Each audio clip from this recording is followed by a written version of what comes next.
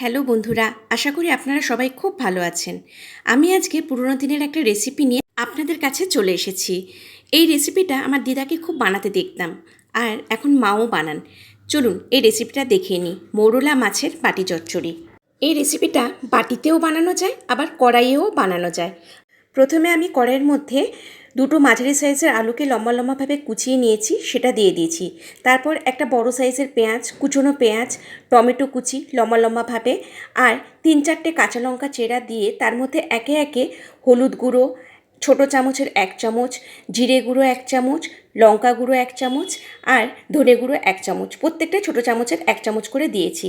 তারপর অল্প জল দিয়ে সব মিশ্রণগুলো ভালো করে মাখিয়ে নিয়েছি বা নাড়াচাড়া করে নিয়েছি। এরপর তার মধ্যে মৌরলা মাছগুলোকে ভালো করে পরিষ্কার করে আগের থেকে বেছে রাখা ছিল, সেগুলো দিয়ে হালকা হাতে নাড়তে থেকেছি যাতে মাছগুলো ভেঙে না যায়।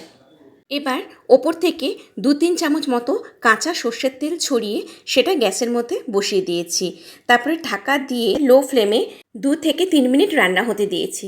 তারপরে আবার ঢাকনা খুলে আগের থেকে আমি কালো সর্ষে বেটে রেখেছিলাম, সেটা ছেঁকে 2 চামচ মতো তার জলটা, মানে 1 বাটি মতো জল আমি সেই মিশ্রণটার মধ্যে দিয়ে দিয়েছি।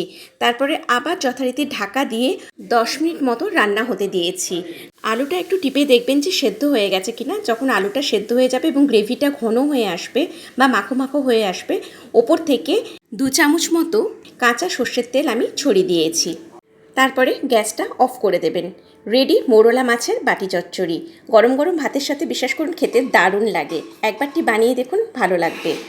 রেসিপিটা কেমন লাগলো অতি অবশ্যই কমেন্ট করে জানাবেন।